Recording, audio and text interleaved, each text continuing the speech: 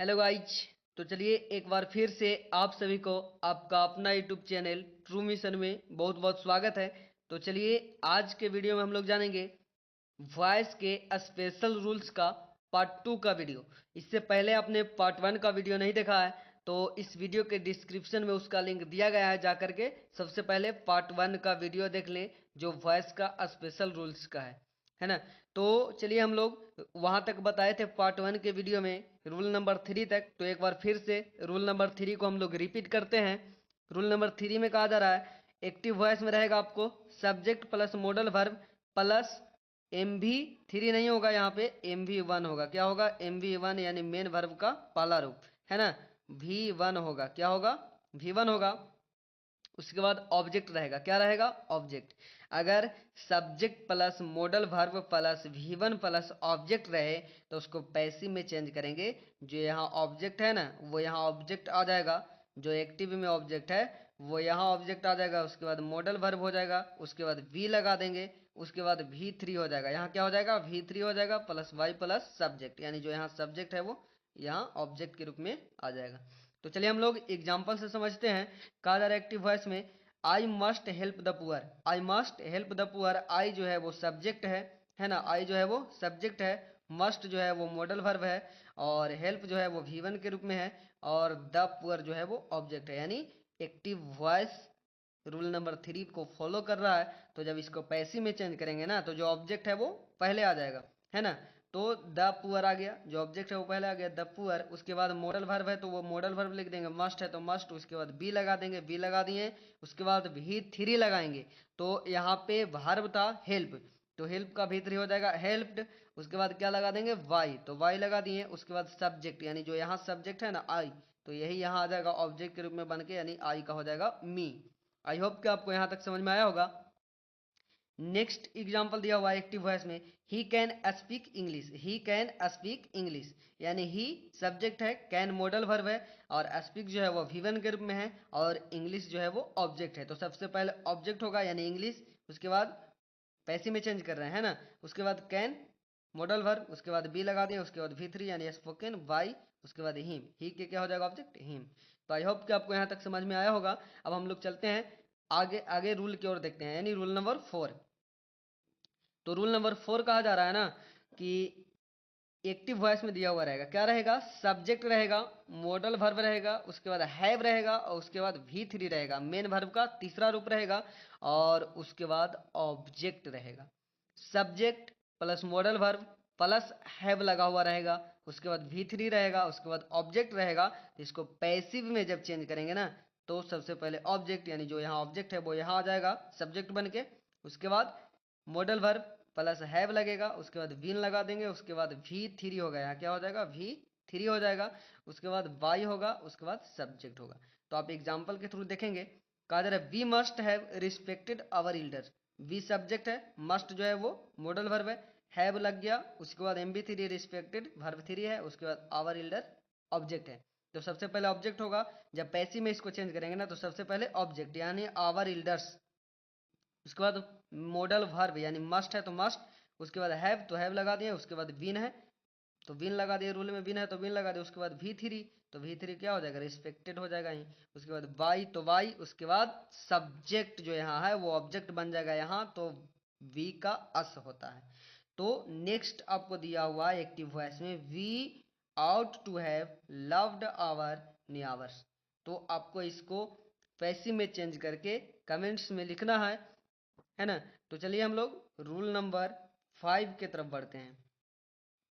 Rule number 5 कहा जा रहा है ना एक्टिव वॉइस में रहेगा आपको सब्जेक्ट प्लस HV। HV के मतलब होता है हेल्पिंग वर्ब। क्या होगा? Helping verb.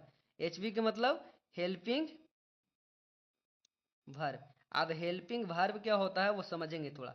हेल्पिंग वर्ब में जैसे आगे आपको is, am, are, was, were, has, have, है ना, डीड, जो भी हो ये सब हेल्पिंग वर्ब के अंतर्गत आते हैं। तो सबसे पहले सब्जेक्ट होगा, उसके बाद हेल्पिंग वर्ब होगा, उसके बाद टू लगा रहेगा। Subject helping verb plus to, है ना, हेल्पिंग वर्ब प्लस टू रहेगा।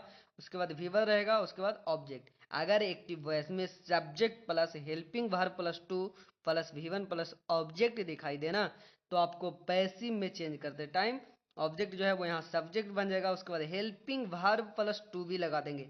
हेल्पिंग वर्ब टू रहेगा यहाँ, हेल्पिंग वर्ब टू एक्टिव में रहेगा, लेकिन पैसिव में helping verb plus to be लगा देंगे। उसके बाद V3 हो जाएगा, है ना, V1 नहीं V3 होगा यहाँ पे। उसके बाद बाई, ऐसे भी जानते हैं कि पैसिव में ज्यादातर V3 लगा कर ही बनाया जाता है, यानी V3 लगता ही लगता है।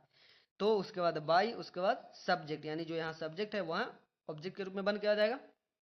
तो एग्जाम्पल देखेंगे, I am to write a book, I am to write a book, आई है, उसके बाद एम हेल्पिंग वर्ब है, उसके बाद टू लगल है, और उसके बाद V1 के रूप में राइट है, ए बुक ऑब्जेक्ट है। तो इसको पैसिव में चेंज करेंगे, a book is to be, है ना, a book is to be, a book है तो इज लगेगा, इज टू बी यानी helping verb plus to plus be लगा दिए, a book is to be. इसके बाद रिटेन, यहाँ डब्लू छूट गया है तो WRITTN हो जाएगा, written by me, a book is to be written by me हो जाएगा। नेक्स्ट एग्जाम्पल है आपको, he is to read the Upanishad, he is to read the Upanishad. इसको आपको पैसिव में जब चेंज करेंगे ना आप, तो सबसे पहले क्या हो जाएगा, द उपनिषद,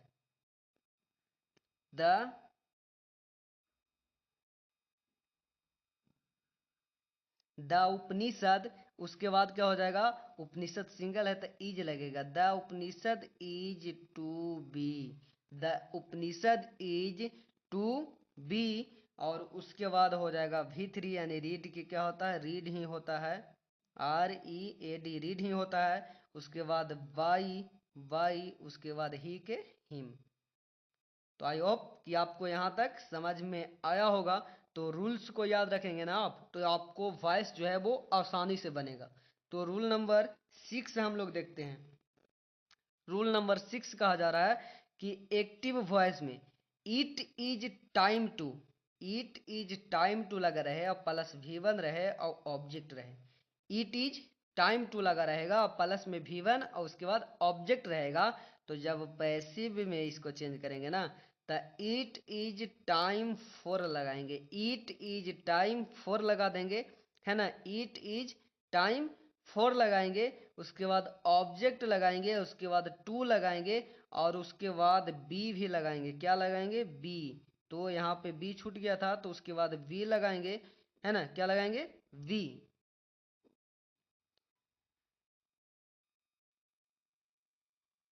तो V यहाँ पे छूट गया था तो यहाँ पे B हो जाएगा, BE, B।